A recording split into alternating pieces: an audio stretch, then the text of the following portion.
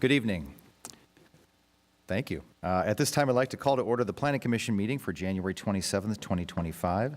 For viewers watching at home, some members of the public may be participating via video conference or telephone conference.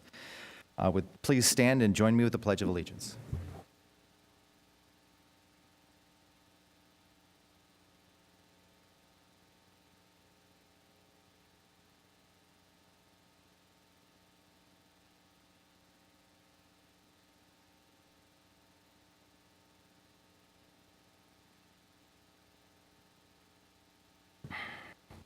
Will the Secretary please call the roll?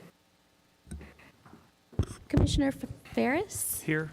Commissioner Tyler Kettlehut? Here. Commissioner McMahon? Here. Vice Chair Link? Here. Chair Lanson? Here. Item 4, tonight we have with us, if I can speak correctly, Deputy Community Development Director Fabiola Melliker. Are there any written comments, announcements, continuances at this time? Thank you, Chair. We have a supplemental packet that has been distributed to the Commission and posted containing information on written correspondence from both staff and the public related to item 6B, which primarily were corrections to the staff report, and 7A, letters of support. Thank you. Thank you very much. Item 5, Madam Secretary, I don't believe we have any general comments. No. We'll go on to item 6, which is the consent calendar. Next, we have the consent calendar with the minutes of the January 13th, 2025 Planning Commission meeting and a finding that the city acquisition of open space located at North Moore Park Road west of Cali Contento and subsequent transfer of the Caneo Open Space Conservation Agency is consistent with the general plan. The consent calendar will be approved in one motion unless one of the commissioners wishes to pull an item for discussion and a separate motion. Do I have any comments from commissioners or a motion? Commissioner McMahon? I will move we approve the consent calendar as written. Commissioner Ferris? If I may, I'd like you to split the two if possible. One, for one reason, I was not present at the previous meeting, and so therefore would be forced to abstain from that vote. And I would like to vote differently on 6B, and I also had a question as well. So if we could split the two, that'd be great. Multifaceted response. Makes sense to me. I will withdraw my motion. All right, so do I have a separate motion then to break them up? I move that we approve the minutes as presented to us. All right, so why don't we do that first? Secretary, please prepare us for a vote for that, for the minutes. Commissioner Ferris? Abstain. Commissioner Tyler Kettlehut? Abstain. Commissioner McMahon? Yes. Vice Chair Link? Yes. Chair Lanson? Yes. Motion carries 3-0. Commissioners Ferris and Tyler Kettlehut abstaining. So now let's go to item 6B. And Commissioner Ferris, would you like to ask your question? Yeah, just one question. I know this is for general consistency finding, and the staff report was good about like identifying the goals and policies. But given that this is a consistency finding to go to City Council, and they will be making a decision to enter into a purchase agreement and so on, any of the general plan redesignations or zoning would be something that would be done afterwards if that were to come back. Is that a fair understanding of what the process would be? Good question, Commissioner Ferris. That is correct. The consistency analysis for the rezoning and the general plan update would happen subsequent to the authorization tonight. Okay. All right. Thank you. Any other questions? I'm happy to make a motion. Oh, go ahead. I move that we adopt a resolution for 6B, general plan consistency finding of city acquisition of open space property located at North Moore Park Road west of Calle Contento, APN 592-0-110-45, and subsequent transfer to Caneo Open Space Conservation Agency, COSCA, and COSCA acceptance. Based on the findings therein, that we find the acquisition of the property by the city, subsequent transfer to COSCA and COSCA acquisition of the property are consistent with the general plan, and find that the project is categorically exempt from the California Environmental Quality Act CEQA per CEQA guidelines 14 CCR sections 15.313 and 15.325. Thank you. I think, were you looking to make any comment? Because we've already had the motion, but are you looking to make a comment with regard to that matter? Sorry, hold on a second. I did not turn Okay, Brian Stark, I'm Costco Administrator, and I just wanted to clarify for the record that when the council will take up the item, that will simply to be approving the purchase and sale agreement and the funding appropriations and such. The simple acquisition of property doesn't result in an automatic zoning change, and the council generally does not update those. So I just want to clarify that that's what would happen at council. Thank you. Okay, with that said, Madam Secretary, please prepare us for a vote. Commissioner Ferris? Yes. Commissioner Tyler Kettlehut? Yes. Commissioner McMahon? Yes. Vice Chair Link? Yes. Chair Lanson? Yes. Motion carries 5-0. Moving on to item 7A. Will the clerk please open the public hearing?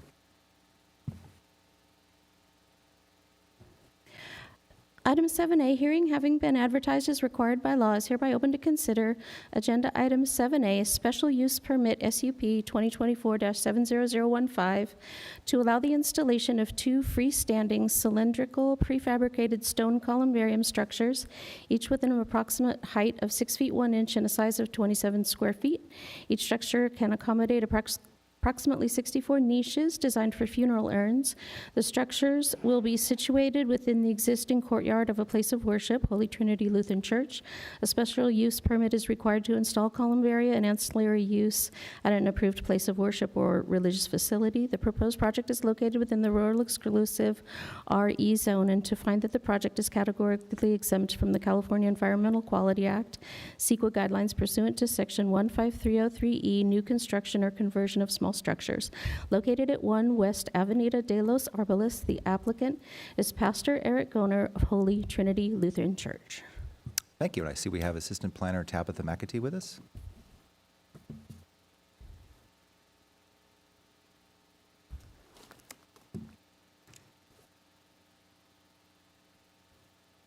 Thank you. Let me get the PowerPoint working. 1 second.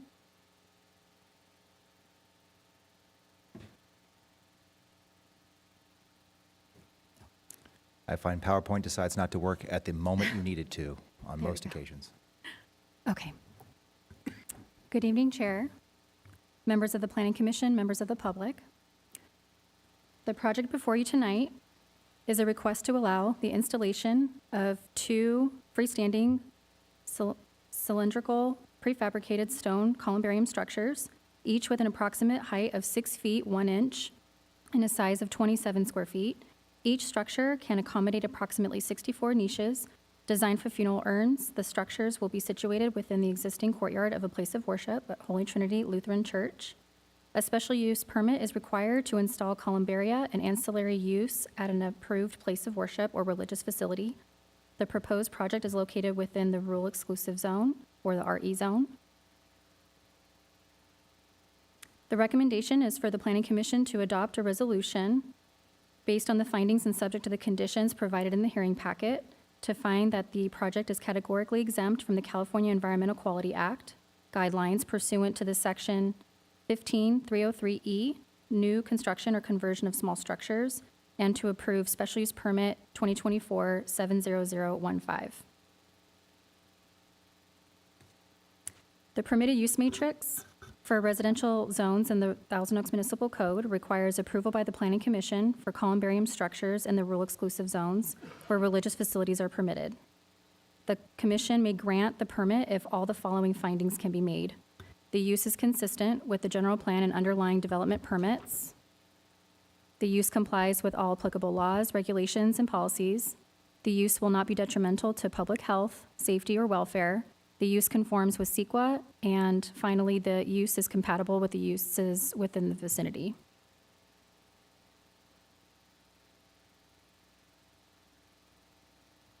The the Municipal Code Amendment, which allowed columbaria with a special use permit ancillary to a place of worship, was filed by the same applicant in 2020 and later was approved by City Council in 2023. Columbarium structures in residential zones where religious facilities are permitted shall be subject to the following limitations. Columbarium structure shall be accessory to a permitted religious facility and shall be located behind the main religious facility buildings. and no closer to the rear and side property lines than the distance prescribed by the underlying zone district. And the maximum cumulative size of columbarium structure shall not exceed 600 square feet, and no columbarium structure shall exceed 15 feet in height. And lastly, in the event the religious facility ceases its operations at its permitted location, the remains within the columbarium structures are required to be transferred to another off-site facility. Staff included findings and draft conditions of approval to ensure the compliance with these findings, and that is included in the resolution in the attached packet. Staff also has a letter from the applicant clarifying their plan to transfer any on-site remains to another off-site facility should their church cease operations. And here is the project site shown on a vicinity map. It is located west of Moore Park Road, south of Olson Road, and east of Lynn Road on Avenida de los Arboles. And here is an aerial view. It's at the corner of Avenida de los Arboles and Montclair Boulevard. The surrounding uses are a fire station north of the property, a convalescent home to the west, and residential surrounding south and east side.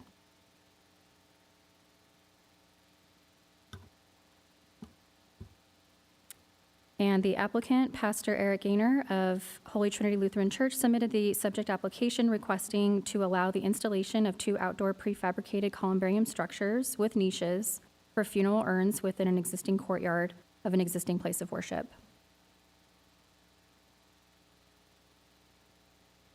The project site has a Neighborhood Low 1 general plan land use designation and is zoned RE, or rule exclusive.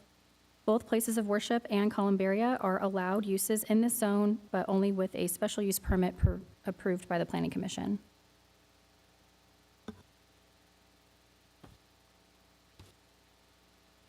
And here is a view of the existing church looking northwest. And the arrow is pointing to the existing courtyard, or the, quote, Bishop's Garden, where the columbarium structures will be installed.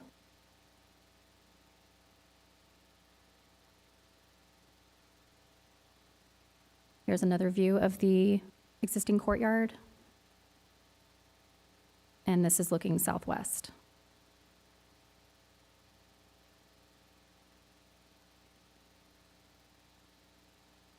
This is the site plan provided by the applicant. This is the entire church grounds.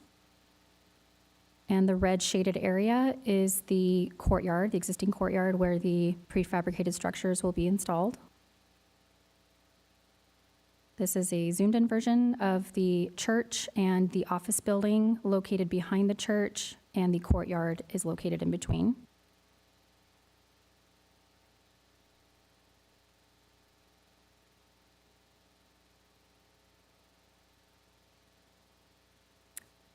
The proposed project proposes site improvements with the existing courtyard, including new landscape, hardscape, and fencing. The proposed landscaping will enhance the church grounds, creating a positive visual impact from the neighboring properties, and no exterior modifications to the existing religious facility buildings are proposed through this special use permit. Also, there are no exterior signage or special events that are permitted through the special use permit. Staff has added conditions to the proposed resolution to address those separate processes. And this is their landscape plan showing the fence that they are proposing to enclose the area from the public street, and the new planters with their shrubs and trees. And I've highlighted in red where they plan to put their first columbarium structure in their first phase. And then in their second phase, the second columbarium structure.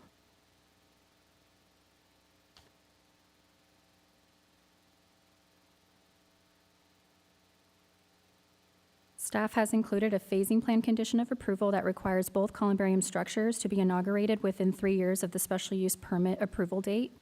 Use inauguration of a permit or variance involving a building or buildings shall be deemed to have occurred when the construction of the structure's foundation has been undertaken by the actual placing of the construction materials in their permanent position and fastened in their permanent manner.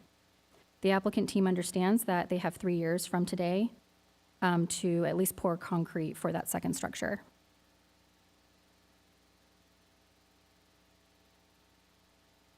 And this is the elevation of the church, and you can see the proposed fence with the dotted outline of the columbarium structure behind it.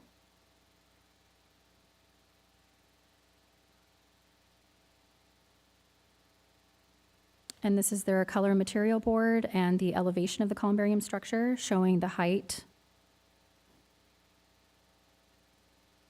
The proposed structures meet the size and height requirements per the Thousand Oaks Municipal Code and are compatible with the existing on-site buildings in color and material.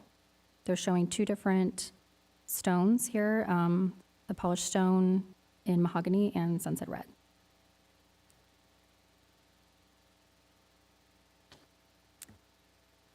And this was a video provided by the applicant team. I'm hoping it works.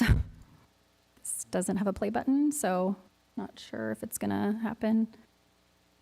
But anyways, it's a visual aid showing like a 3D model of how the structures will look between the buildings with their planting installed. So I could maybe forward it to you guys after the meeting. I'm not sure why it's not allowing me here.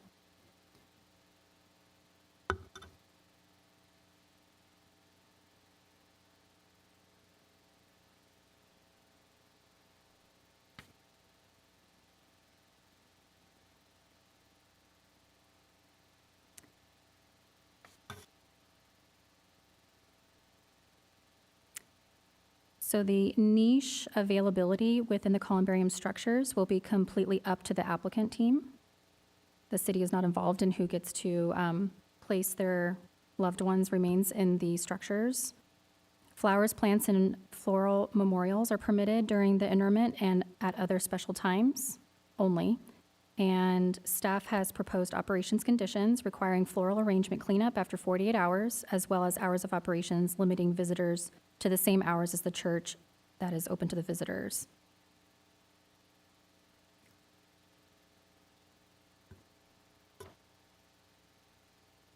The project was analyzed in conformance with the California Environmental Quality Act and has been determined that the proposed project is categorically exempt from the provisions of CEQA pursuant to Class 3, Section 15303E, new construction or conversion of small structures.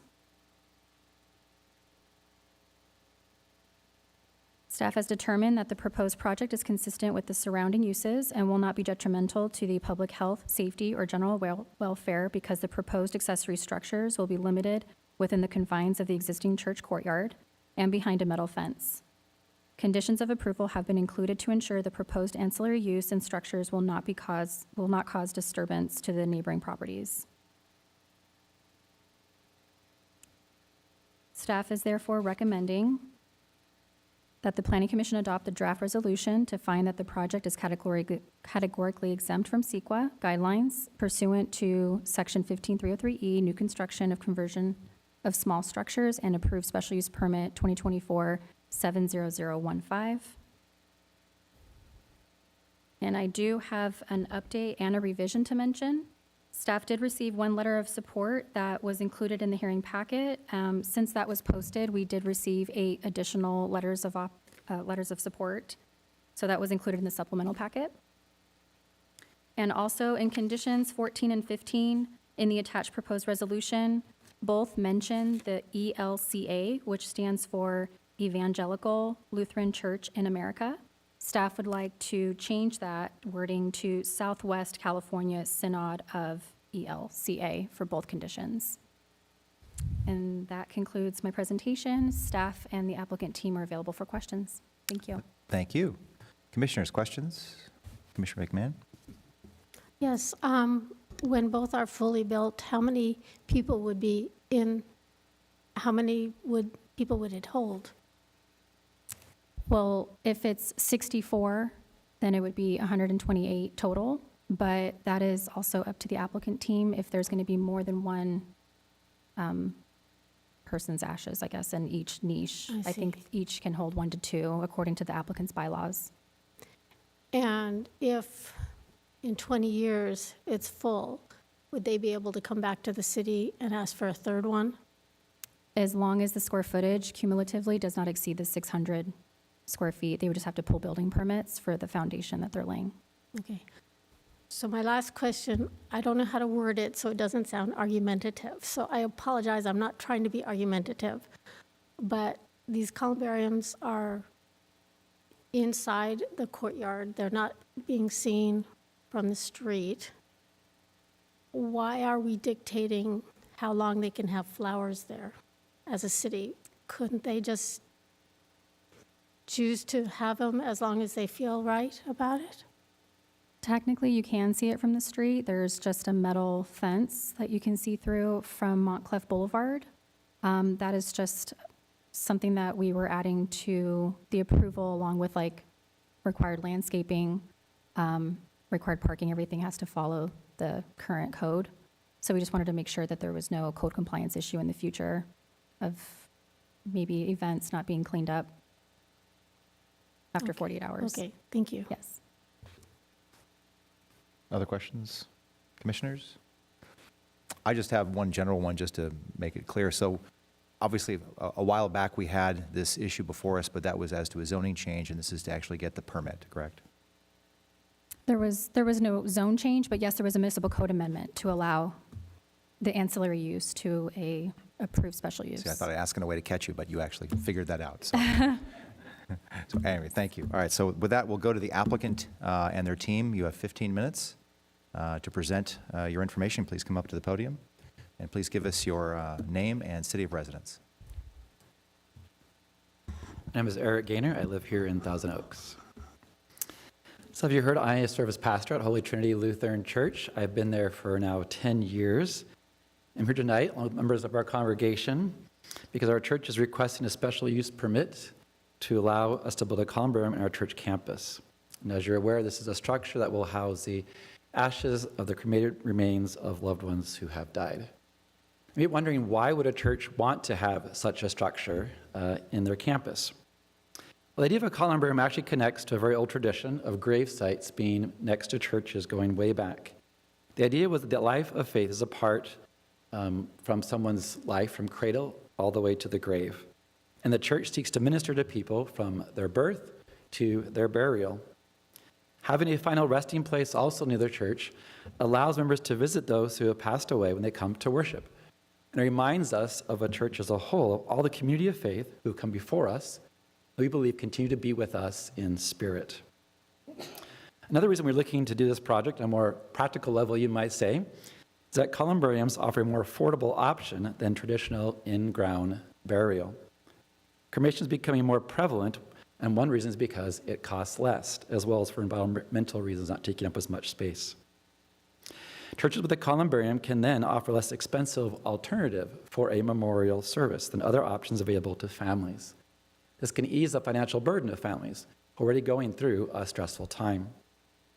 In addition, the city currently does not have a cemetery in its city limits, and this is then a good solution for religious facilities whose members would like to be laid to rest where they lived for so many years without having to travel to either Westlake or Camarillo, where the closest cemeteries currently exist.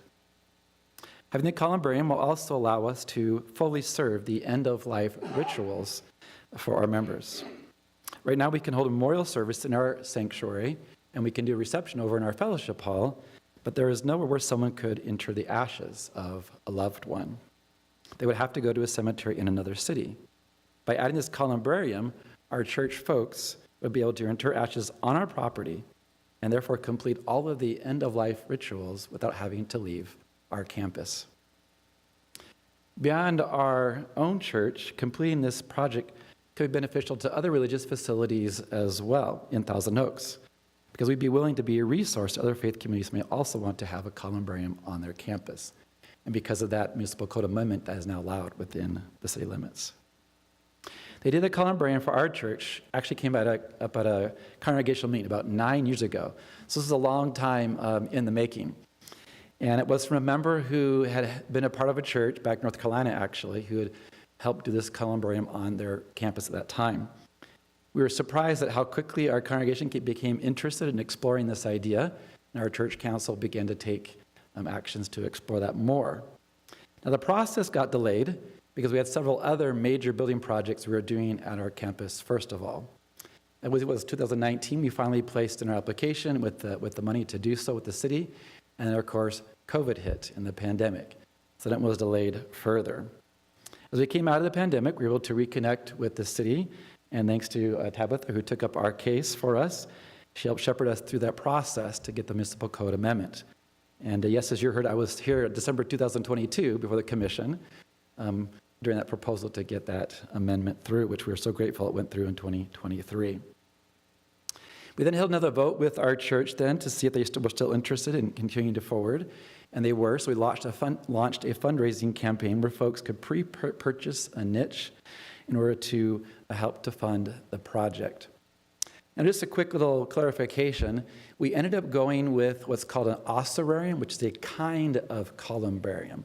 And the difference is the company we're going with creates this kind of cylindrical, as you saw on the pictures, a cylindrical structure which allows there to be not only outside niches for hard urns to be placed in, up to 2 in a niche, but in the center is a hollow section where up to 80 soft urns can also be placed, which then makes it more available to more people. And the price point for the inner niche is actually less than the outer niche, so again, it allows more people to be involved if they want to be placed there. So as launched in that campaign, we raised over $100,000. This was from 19 different households, representing 38 people, since each niche can hold 2 urns. In addition, we've had another 17 people who will use that soft urn that I was just talking about, and have reserved a place in the inner part of the ossuarium. Now, several of these folks already have remains of their loved ones in their home, waiting to be interred. And others who have purchased or pre-purchased niches have actually already passed away in the time waiting to get all of our permits together. So their families in both cases are very eager to have a place now to lay their loved ones to rest. And you can see then this is not only fulfilling a future need of their congregation, but fulfilling a present need that we have right now. We're very thankful for the City of Thousand Oaks, the council and the Planning Commission and the staff who worked with us to make that municipal code amendment possible. And we're now eager to receive our special use permit so we can hopefully complete our project. Thank you for listening. I'm going to invite forward our property chairperson, Brian Carr.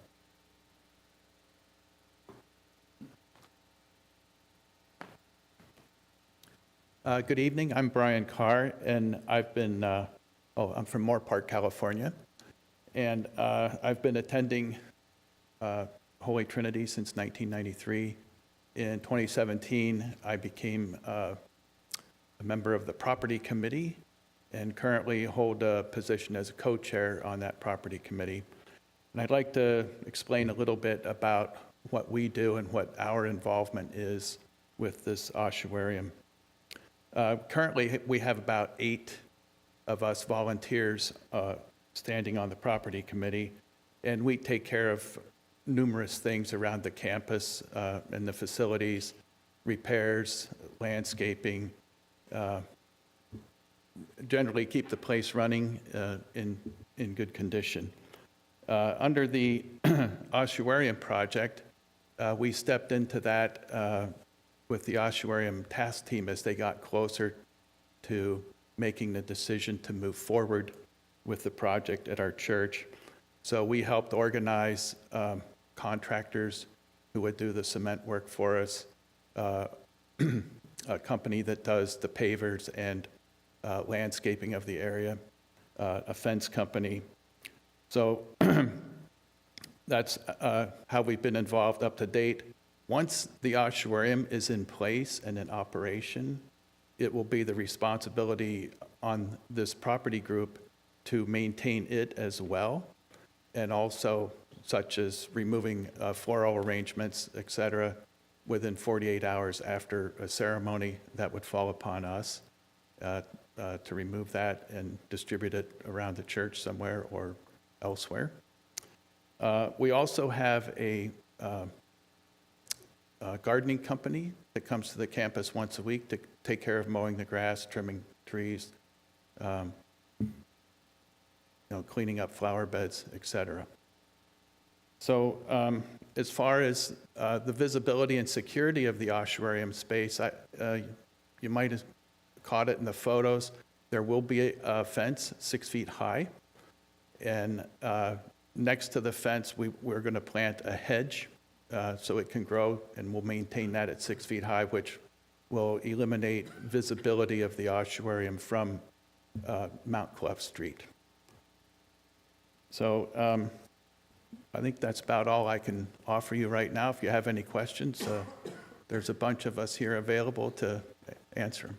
Thank you. In my notes, there was one additional member of your team, Sam Aranda. I don't know if that was an additional presentation or just to answer questions. Sam was to answer questions. He's our contractor for the pavers and the landscaping in the ossuarium space. And I have him here by Zoom, but again, I didn't know if he had an actual presentation or was just available for questions. He was just available for questions. Okay. Anything further from the applicant team? So hold on a second. Let me see if there's any questions from the commissioners. I'm seeing a lot of shaking heads. I do have one for the pastor, if you could come up for a second. And this is a standard question I ask with regard to these kinds of things. Is everything on the conditions acceptable with regard to the things the staff has put in the report? Yes, the conditions were presented to us at a time, and we accept those. With the one caveat, as Tabitha mentioned, we're a part of this larger network of churches called the ELCA, which is church-wide. But the Southwest California Synod is just a name we use for a geographical region. So that's the entity that if something were to happen to the church and we could no longer take care of the ossuarium, that entity would then step in. For example, we have churches who've had to sell their properties in Los Angeles for various reasons, and the Synod office will step in to help take care of those properties and manage them after that point. So the modification that Ms. McAtee indicated was acceptable to you in terms of having that entity named? Correct. So make my- sure the city knew who to go to in the event that were to happen at some point. Yeah. Perfect. So my only comment, so you've been there 10 years and this has been a 9-year-long process? That's a lot of dedication. Your church is very lucky to have you. Had lots of discussions, lots of votes, et cetera, yeah. All right, thank you. I will go to public comment cards now. We have 3 of them, I believe all in favor. We'll start with Jim Wilbur, followed by Susan Wilbur, and then it says Krister Swanson. I don't know if that's accurate. Okay. Good evening. My name is Jim Wilbur. I live in Thousand Oaks, and my wife and I have been members at Holy Trinity for about 50 years. And one of the best things about Holy Trinity, it's almost 66 years old. So we have many of our members, longtime members, who are up in age now, and many of them are at assisted living areas such as University Village. And because of their age, are unable to get around on their own. So they rely on transportation from their assisted living areas, which gets them to the church for the church services. And with an ossuarium and having their loved ones close, they're at the church, they would be able to visit them once a week at least. And if they were not able to put them in such a place, such as they would have to go to Westlake or Camarillo and so forth, they would not have that opportunity to visit them. And I think this is something that is really, really needed, especially with Thousand Oaks, with our site on what, being progressive as we are. So thank you. Thank you. Next, we have Susan Wilbur, and I should have mentioned you have 5 minutes. Again, please state your name and city of residence. Oh, fine. I'm not a preacher. Most of what I was going to say has been said, but I'll go ahead because then I won't forget the other stuff. And so for centuries, the church home has been the center for religious life and cultural life. It is that way for my husband and me. Within these sacred places, we have been baptized, confirmed, blessed, married, called to service, and in the olden days, parishioners were buried there. Well, currently, we do not have any church graveyards connected to our places of worship, at least not in Thousand Oaks, real estate being what it is. Yeah, anyway. However, a columbarium/ossuarium would provide the end-of-life resting place for the members of Holy Trinity Lutheran Church. It would be a sacred place for remembrance and quiet contemplation for the church family of Holy Trinity Lutheran Church. My husband and I have prepaid for our niche, and we have no children, so we're glad and have comfort in knowing that this business has been taken care of for our earthly life's ending. Now, as excited as we are to be taken care of, it's hard to be excited about that sort of thing. But we are, and but we're not in a hurry. And so I think I could speak for those of us here today that we're very much in favor, and we thank all of you for keeping our city so nice. Thank you. That's it. And Krista Swanson, again, you have 5 minutes. Give me your name and city of residence once you get out.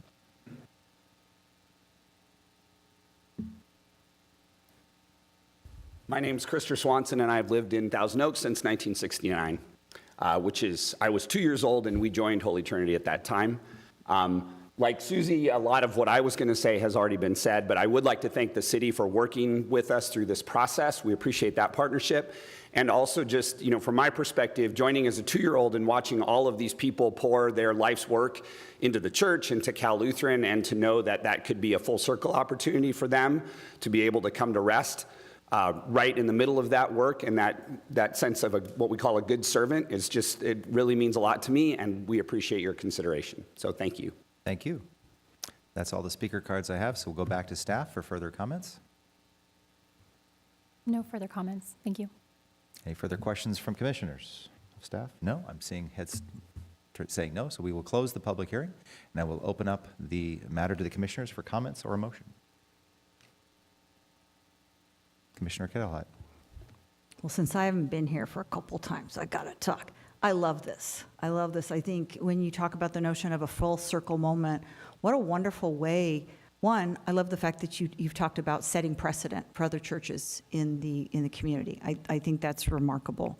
I love the fact that the entire community, it's community building, because now people are going to be coming and visiting your church at off hours too. So now you're community building. I mean, everything that we do here, you're doing with this particular project. So and having just lost my parents, and they're still home, and I was going to have to evacuate them in the fire.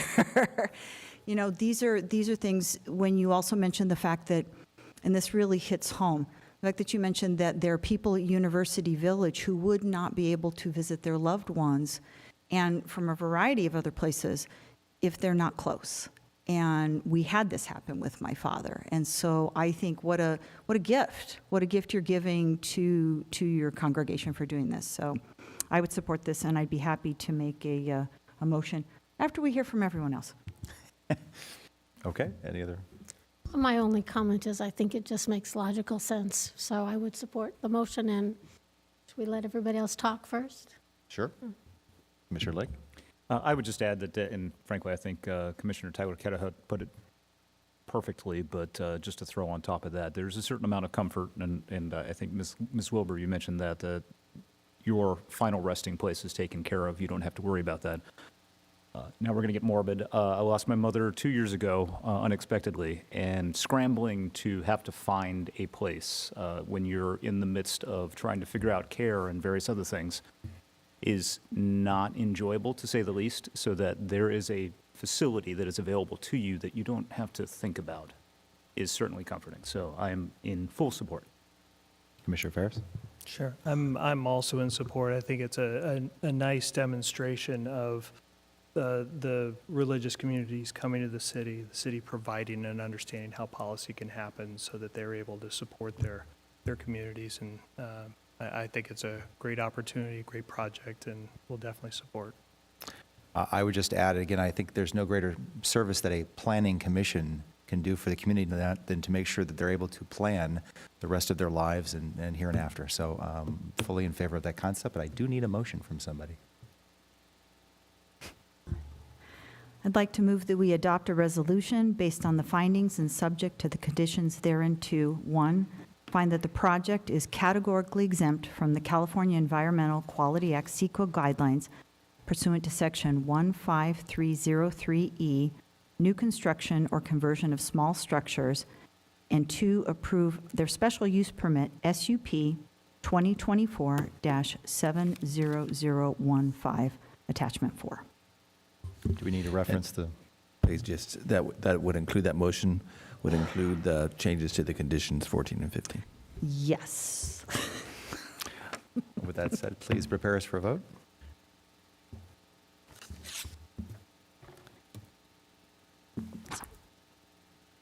I cut her off Commissioner already. Ferris? Yes. Commissioner Tyler Kettlehut? Yes. Commissioner McMahon? Yes. Vice Chair Link? Yes. Chair Lanson? Yes. Motion carries 5-0.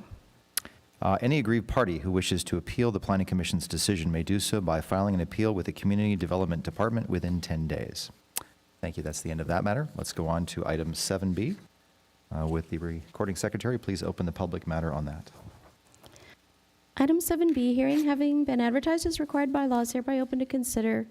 Agenda item 7B, special use permit SEP 2024-70017, to allow the sale of electric golf cars within an existing one-story, 8,770 square foot industrial building. All operations will be conducted indoors, and the proposed use will not include outdoor displays of inventory. This site is located within the industrial park zone, M1 zone, and to find that the project is categorically exempt from the California Environmental Quality Act, CEQA guidelines pursuant to Section 15301A, existing facilities, operation or minor alteration of private structures. Located at 3559 Old Canal Road, the applicant is Daphne Fernandez, Beachside Golf Cars, LLC. Thank you, and I see Ms. McAtee is still with us. I am. Thank you. The next item before you tonight is a request to allow the sale of electric golf cars within an existing one-story, 8,770 square foot industrial building. All operations will be conducted indoors, and the proposed use will not include outdoor displays of inventory. The site is located within the industrial park zone or the M1 zone.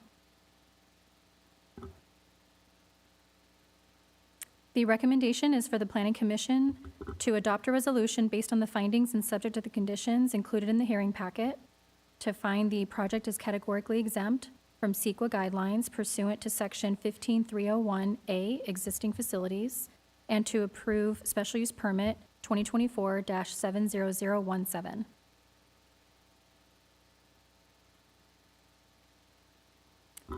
The permitted use matrix for non-residential zones in the city's code requires approval by the Planning Commission for vehicle sales and leasing, new and used, including automobile, light truck, boat, trailer sales within the industrial park zones. The commission may grant the permit, so the commission may grant the permit if all of the following findings can be made. The use is consistent with the general plan and underlying development permits. The use complies with all applicable laws, regulations, and policies. The use will not be detrimental to public health, safety, or welfare. The use conforms with CEQA, and the use is compatible with the uses within the vicinity.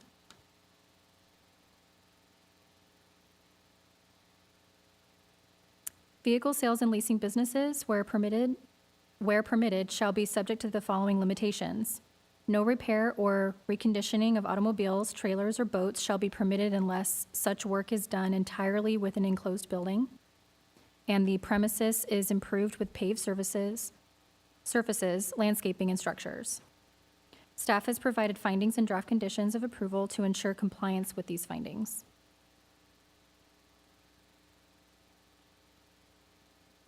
The subject property is located at the northwest corner of North Reno Road and Old Conejo Road intersection and south of the 101 freeway, shown here on the vicinity map. The subject building is one of 19 developed condominium lots. The golf car sale operation will be the only tenant in the building, which totals 8,770 square feet. The retail portion of the proposed golf car sales will occupy approximately 7,946 square feet, and the remaining 824 square feet will be used as office and ancillary uses.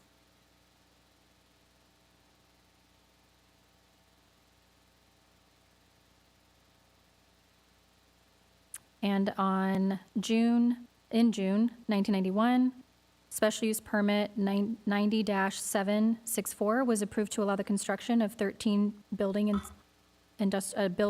industrial complex, And February 1999, a vesting tentative track map, a 61-acre lot subdivision comprised of 28 parcels of land consisting of 19 condominium lots, 1 private street parcel, 7 landscape parcels, and 1 open space parcel was approved, and the special use permit major modification for a time extension and revised plans and building elevations to construct these 19 building industrial complex was approved.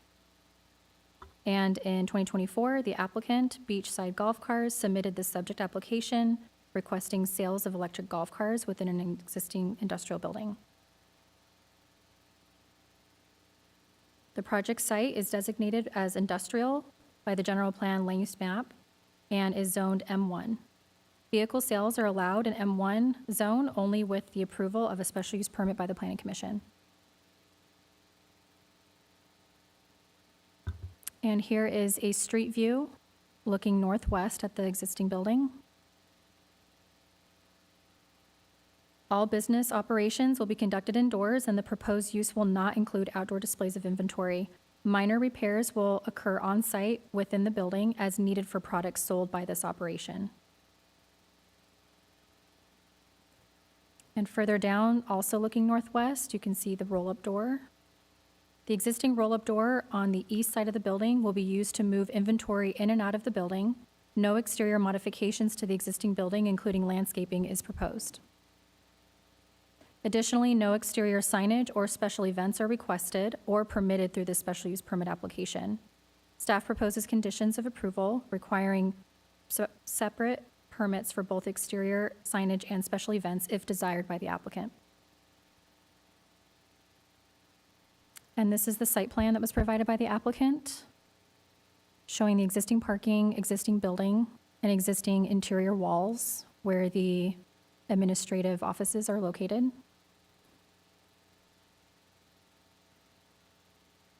And here's a zoomed-in version of that floor plan. The warehouse area will be used as the showroom area.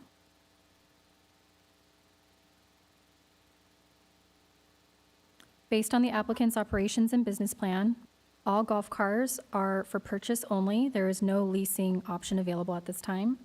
The facility will have 6 employees on site daily. Customers are invited in-store by appointment only.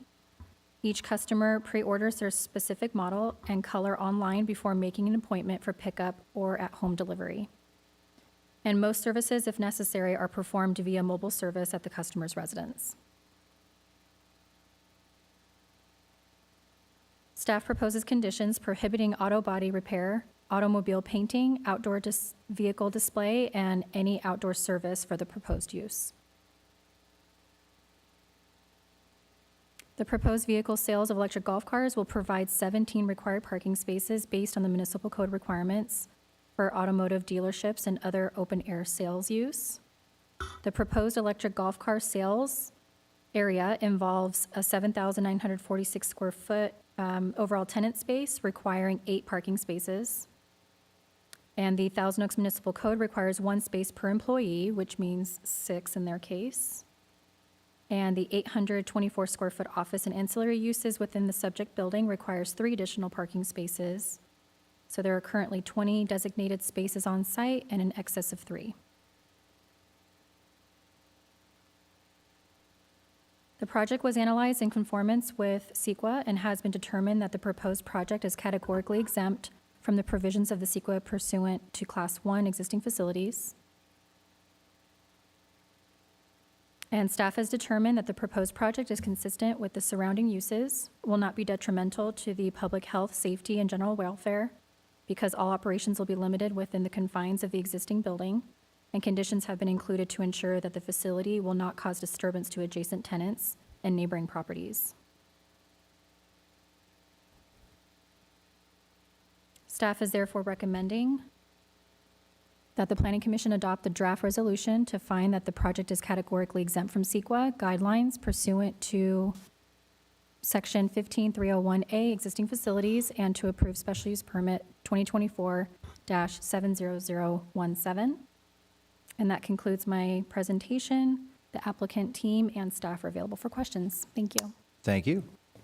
Questions from commissioners?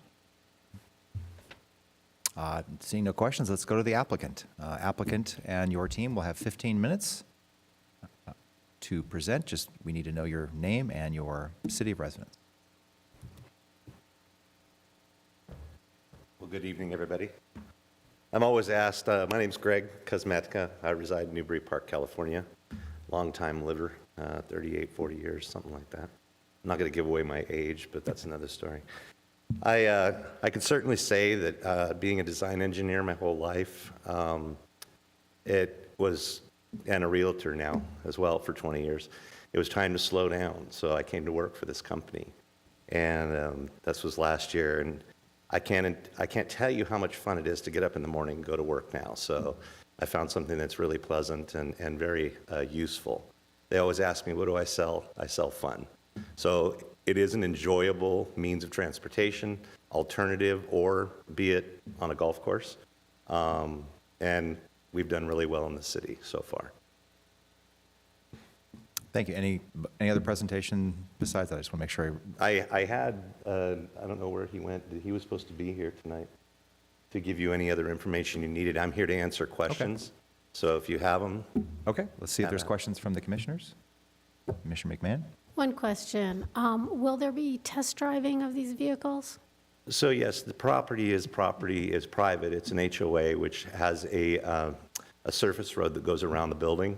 And the customer, when they're coming in with an appointment, are allowed to take it out and around that road. No public roads will be accessed with our vehicles. Okay, that's all I had. Any other questions? I just had a few. So I'm just curious in terms of, are you selling to the immediate area in Ventura County, or is this something that you're selling just, I'm out of curiosity, are you selling beyond from this one location? Sure, no, I understand. So our company was founded in Florida. We've slowly grown west. We're in Texas, New Mexico. We're all over the place. Here in California, we have 2 locations, one in Los Angeles and one here in Thousand Oaks. The purchaser of the vehicles, per se, is usually husbands that want to go out and golf. But believe it or not, over 90% of the ones we sell now are to wives or husbands that want to drive their kids around. They are street legal. But yeah, so it's different. You know, it's something I never even thought of that existed until I came to work for them. But yeah, it's hopefully that answered your question. You did. And my only other one, again, my same as I asked before, are you agreeable with all the conditions that are in the staff report? Absolutely. Okay. Any other questions? Commissioner Ferris? Yes, they come in blue. I'm just kidding. Well, you know, that's good to know. I actually want to know, that one of the questions was, are you agreeable with the conditions? Do the conditions limit your ability to deliver fun? Or To is it deliver just fun? limited to the golf carts? No, it's funny though. The appointments are made, the client comes in, he purchases his vehicle. We actually transport it to him because, again, and when it's first sold, it's not registered. It's only registered after they take possession, and that's through the state of California. But no, we deliver everything to them. That's great. Thank you. Great. Any other questions? Okay, thank you. We'll go to, we have one speaker card, which is Todd Lorber. Please come up, say your name, which I just said, but say it anyway, and city of residence, and you'll have 5 minutes. Hi, my name is Todd Lorber. I live in Tarzana. I'm actually one of the building owners, so I have a vested interest here. But I took them on as a tenant because I really support the nature of their product. I think it's important that, I apologize for my voice. Between getting over a cold and yesterday's exuberance with football, a little too much here. By the way, apparently not everyone's as enthusiastic as I, because I've never seen a room clear out that quickly. Maybe it's not us, but anyhow, I just think that I support their product because I think from an environmental standpoint and a traffic mitigation standpoint, I think it's a good product. I'm excited about it, and I think they'll be an asset to the community. That's all. Great, thank you. I thought you were going to say they were Bills fans or something like that. Okay, anyway, we'll go back to the staff for any further comments. No comments. Thank you, Chair. Okay, any other questions of commissioners? With that, I will close the public hearing and open the matter for comments or a motion. Commissioner Link? Far be it from us to stand in the way of fun, so I will move that we adopt a resolution based on the findings and subject to conditions therein to find that the project is categorically exempt from CEQA, the California Environmental Quality Act, pursuant to Section 15301A, existing facilities, operation or minor alteration of private structures, and approve special use permit SUP 2024-70017. Seeing no other comments, please prepare us for a vote.